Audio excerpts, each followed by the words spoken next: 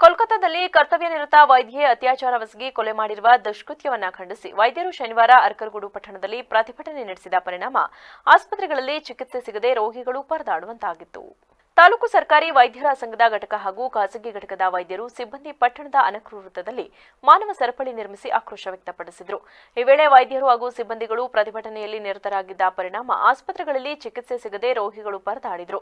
ಇನ್ನು ಪ್ರತಿಭಟನೆಯನ್ನ ಉದ್ದೇಶಿಸಿ ತಾಲೂಕು ಆರೋಗ್ಯಾಧಿಕಾರಿ ಡಾ ಪುಷ್ಪಲತಾ ಮಾತನಾಡಿ, ಕರ್ತವ್ಯ ನಿರತ ವೈದ್ಯರ ಮೇಲಿನ ಅತ್ಯಾಚಾರ ಕೊಲೆಯಾಗಿರುವುದು ಅಮಾನುಷ ಕೃತ್ಯವಾಗಿದೆ.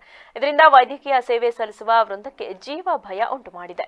ವೈದ್ಯರಿಗೆ ಸೂಕ್ತ ಭದ್ರತೆ ಇಲ್ಲವಾಗಿದೆ. ಸರ್ಕಾರ ವೈದ್ಯರಿಗೆ ರಕ್ಷಣೆ ನೀಡುವ ಮೂಲಕ ನಿರ್ಭೀತಿಯಿಂದ ಕರ್ತವ್ಯ ನಿರ್ವಹಿಸಲು ಕಾನೂನು ರೂಪಿಸಬೇಕು ಎಂದು ಮನವಿ ಮಾಡಿದರು. ಮೆಡಿಕಲ್ ಕಾಲೇಜಲ್ಲಿ ವೈದ್ಯರ ಮೇಲೆ ನಡೆದ ಅತ್ಯಾಚಾರ ಮತ್ತು ಕೊಲೆ ವಿರುದ್ಧ ಪ್ರತಿಭಟನೆ ನಡೆಸುತ್ತಿದ್ದು, ಇಂದು ಅರಕಲಗೂಡು ತಾಲೂಕಿನ ಎಲ್ಲ ಸರ್ಕಾರಿ ಮತ್ತು ಖಾಸಗಿ ವೈದ್ಯರುಗಳು ಸೇರಿಕೊಂಡು ಪ್ರತಿಭಟನೆ ನಡೆಸಿ ನ್ಯಾಯವನ್ನು ಬೇಡುತ್ತಿದ್ದೇವೆ. ನಮ್ಮ ವೈದ್ಯರುಗಳಿಗೆ ಕರ್ತವ್ಯದ ವೇಳೆಯಲ್ಲಿ ಯಾವುದೇ ರಕ್ಷಣೆ ಇಲ್ಲದಂತಾಗಿ ಭಯದ ವಾತಾವರಣದಲ್ಲಿ ನಾವು ಕಾರ್ಯನಿರ್ವಹಿಸಿದ್ದೇವೆ. ಆದ್ದರಿಂದ ಈ ಮೂಲಕ ನಾನು ಸರ್ಕಾರಕ್ಕೆ ವಿನಂತಿಸಿಕೊಳ್ಳುವುದೇನೆಂದರೆ, ನಮಗೆ ಸೂಕ್ತ ರಕ್ಷಣೆ ಕೊಟ್ಟು ಕಾರ್ಯನಿರ್ವಹಿಸಲು ಮನಸ್ಥೈರ್ಯ ನೀಡಬೇಕೆಂದು ಈ ಮೂಲಕ ನಾನು ಕೇಳಿಕೊಳ್ಳುತ್ತೇನೆ.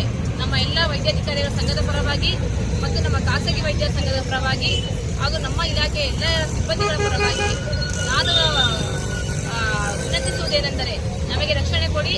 ಸಾರ್ವಜನಿಕರು ಕೂಡ ನಮ್ಮ ವೈದ್ಯರೊಡನೆ ಉತ್ತಮ ರೀತಿಯಲ್ಲಿ ವರ್ತಿಸಿ ಸೇವೆಯನ್ನು ಪಡೆಯಬೇಕೆಂದು ಈ ಮೂಲಕ ತಿಳಿಸಲು ಇಚ್ಛಿಸುತ್ತೇನೆ.